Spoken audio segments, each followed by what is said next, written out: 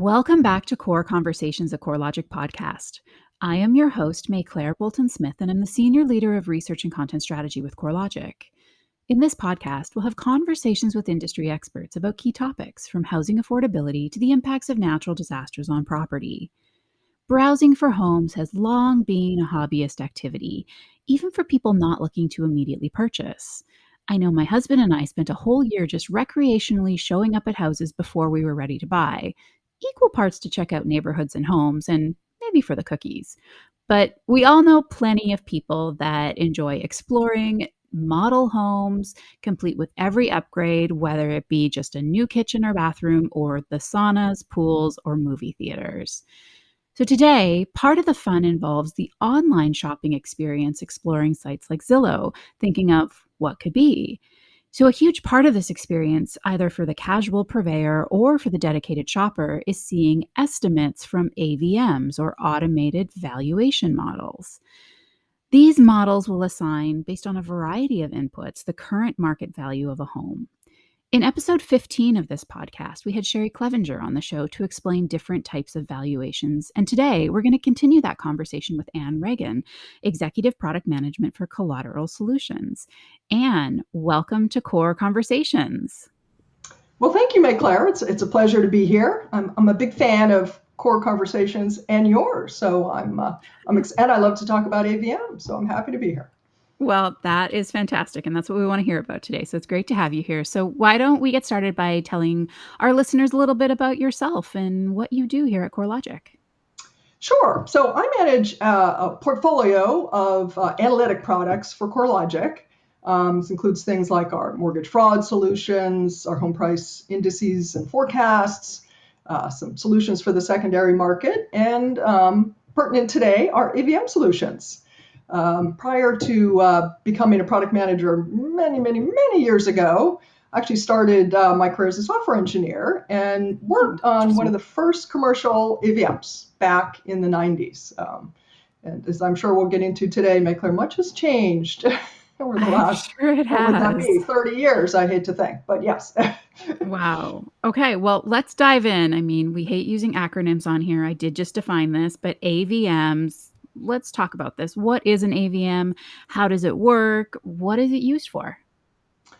So sure, it's automated valuation model, as you said. One of my favorite sort of misstatements, and I do it myself, is to say an AVM model, which is a little bit redundant because that would be automated valuation model. But as I noted, they've been around for quite a while. There are a number of them on the market today, but there's a couple things that they all have in common. So at the core of it, it is an analytical or statistical model, or usually in most cases a series of models, kind of under the hood there, using various techniques that may sound familiar, things like regression, neural networks, and more recently, artificial intelligence is coming into play, machine learning. Sure, But that's sort of what we would say in the modeling world, that they all have the same target variable. They're all trying to predict the same thing, which is to estimate the current market value of a subject property. So per your conversation with Sherry, this is the market value part of it. It's not the replacement, any of those values. It's like, what would an arm's length buyer and seller pay for a property? Okay, so the other thing I want to talk about, because we've talked about a number of things on this podcast. We recently had the appraisal coach. We've also had our chief appraiser, Sean Telford, from here at CoreLogic. And AVMs aren't replacing the work that appraisers do. It's just a tool that augments the analysis. Is that correct? Correct. So, I mean, AVMs are definitely, they're sort of their most traditional and longest standing use has been in the financial industry for risk management purposes. And AVMs, were heavily relied upon, sort of prior to the housing crisis in the mid 2000s. And while they didn't really cause the crisis, they were certainly identified as a contributing factor. So as a result, today lenders will still use AVMs in underwriting loans, but it's a heavily regulated, a lot of regulation coming out of the last housing crisis. So their use of those AVMs for that purpose is heavily regulated. Okay. They're required to do extensive testing of the AVMs to understand how they perform, something that was not happening in the early 2000s. And also, they're required to get an actual property condition inspection. So someone, not a full appraisal necessarily, but someone's got to sort of do a drive-by, make sure that the house is standing, there's not a hole in the roof.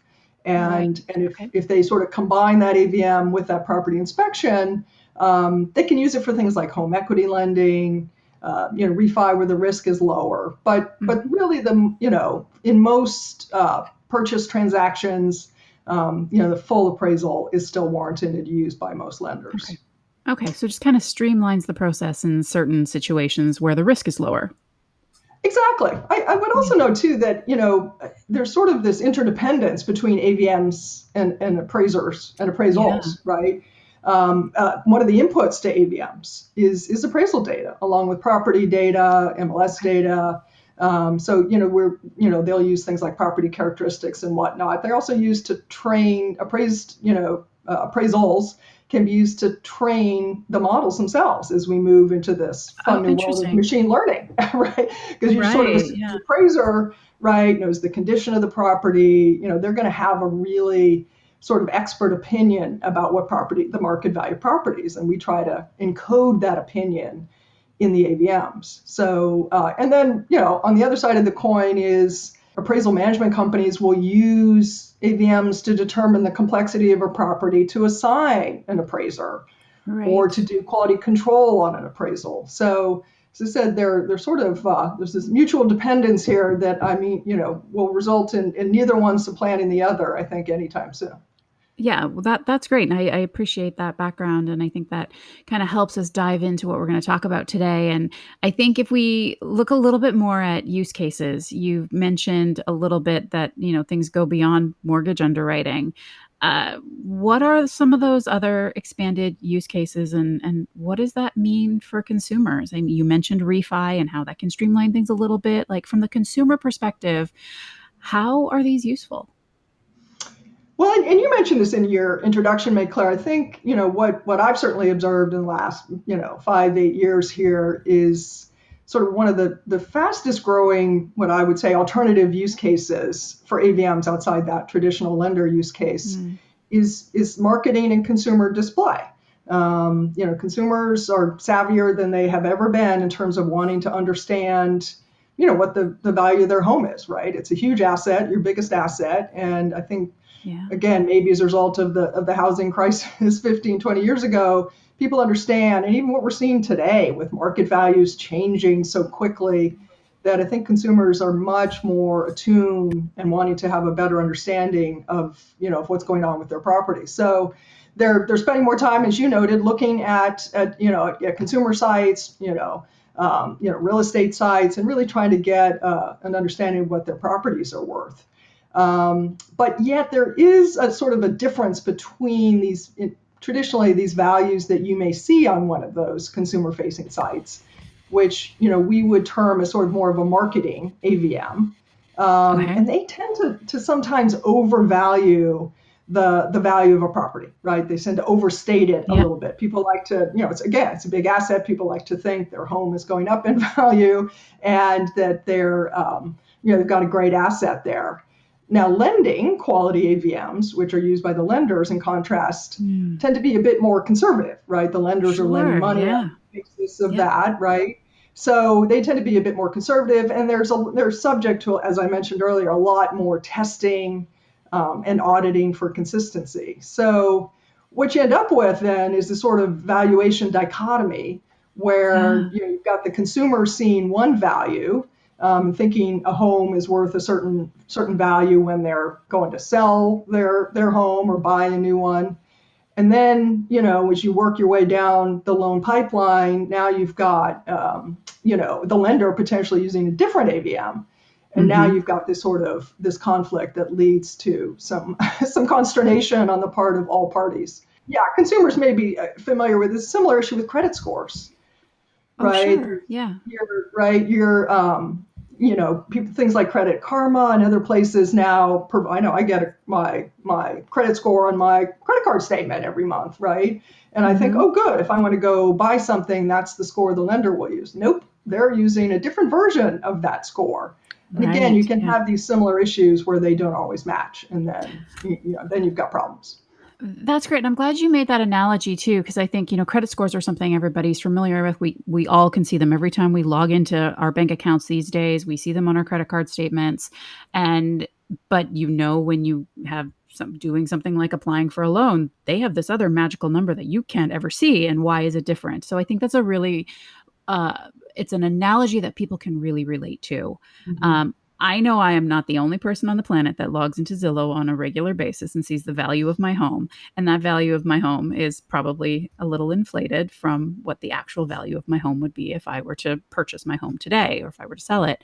And I know I often go, well, why are they different? Uh, and I think from that consumer perspective, and you talked about this a little bit too, like how can these conflicting values, which serve different purposes, Mm-hmm. how can it be reconciled?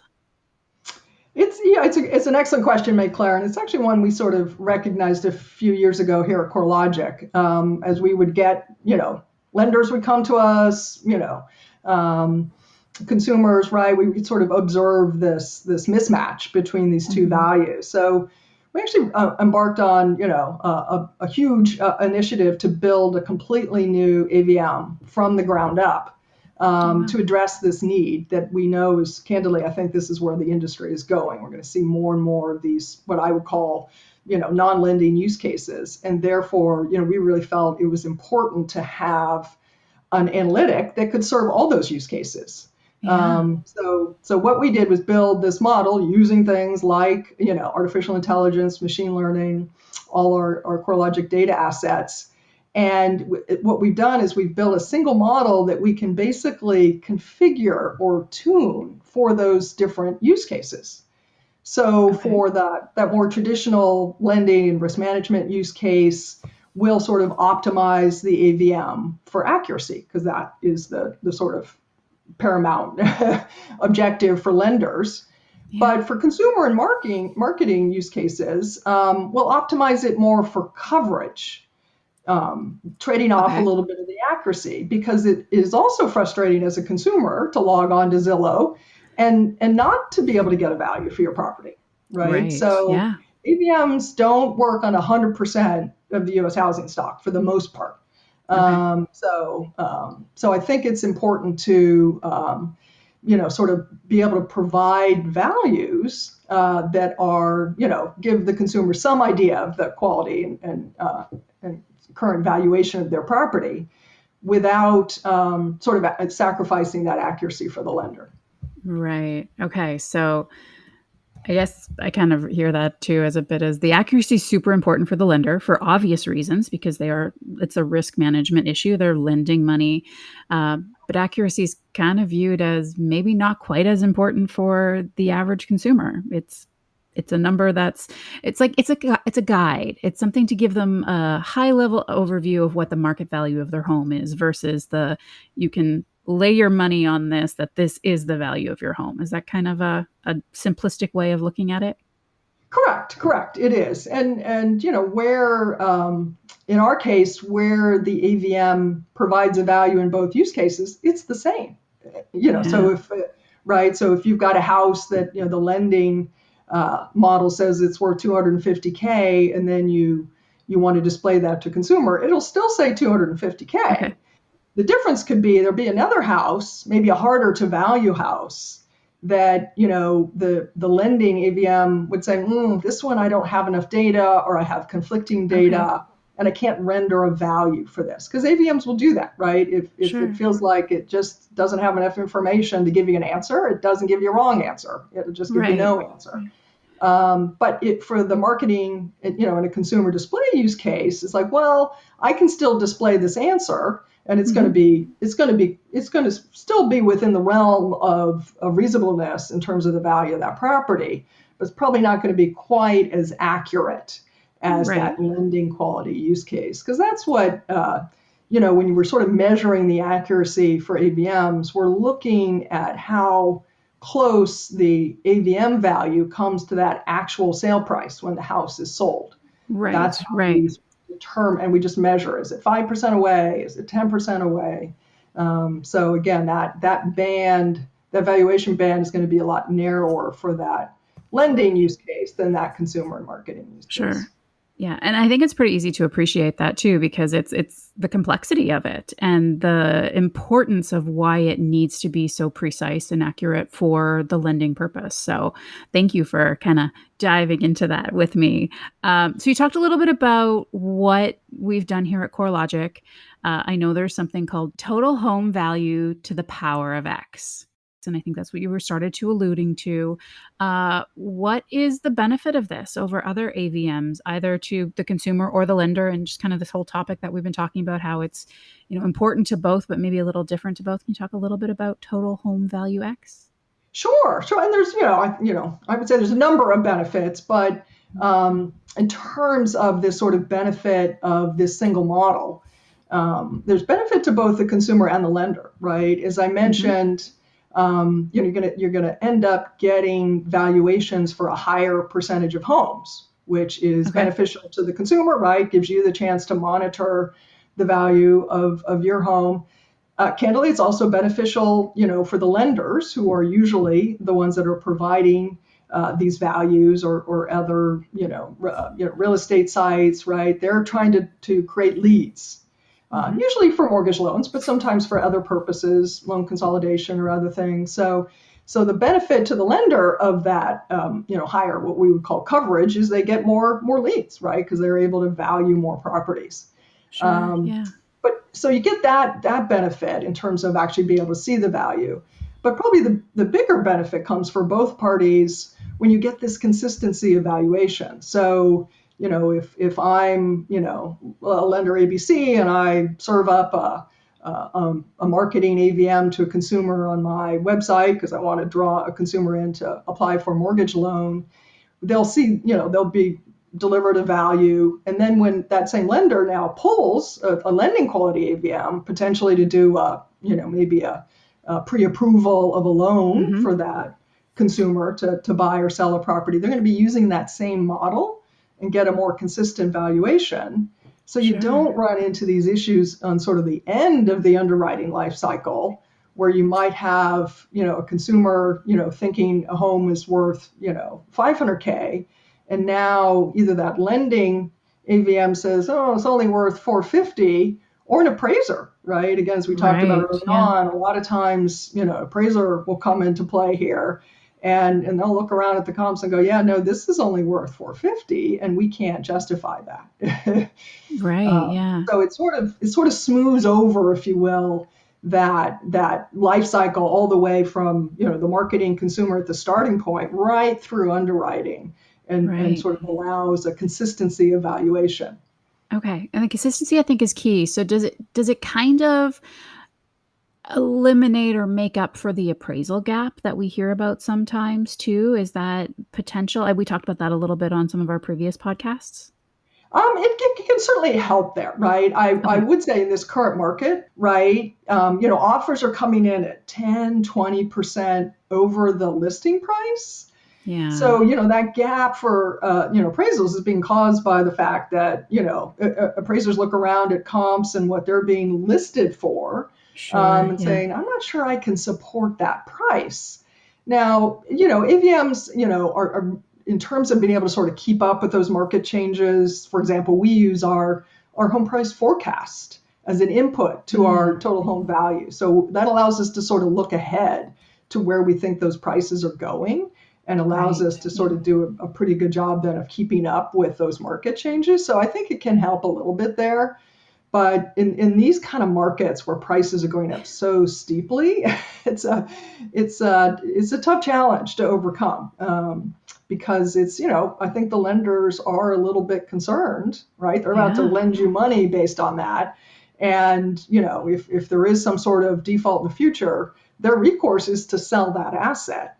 And if Right. that asset was overvalued by 10 or 20%, there's a possibility that then they're going to lose that money. So, Right. so that's a tough challenge, the appraisal gap. AVMs help a little, Sure. but probably don't solve it. Sure. Yeah. No. And we've talked about this a number of times too on this podcast. And I've talked about examples of how we bid 150 to $200,000 over asking price on a house just because the market is so, and this was 3 years ago when we bought our house. It's just the market drives that. So I can understand how it can't make up for all of that. It's because there are market fluctuations and demands that happen that I don't think any model could ever account Right. for, just Yeah. given that's human behavior. And you want to have a place to live, right? If, you Yeah. almost are forced into it, if, you want to be able to buy a house and have a place to live. Yep. Yeah, no, definitely. So, okay, you've talked a little bit about machine learning and some of the kind of techie side of,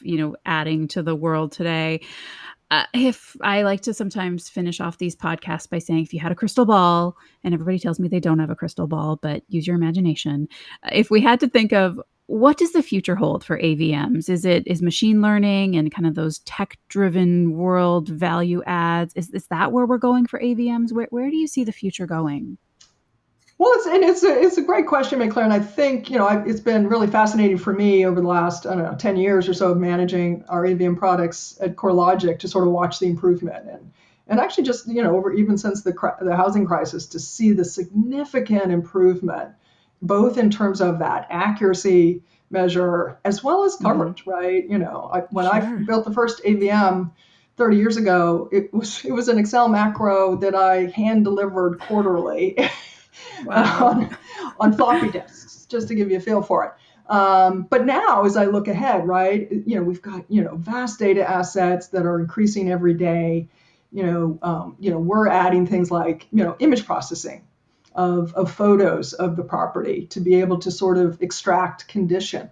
And maybe we'll get to the point where consumers, right, can take their own Mm, photos, right, and we'll save sure. Yeah. save them, the cost and inconvenience potentially of having someone come in the house, which has not been popular during the pandemic.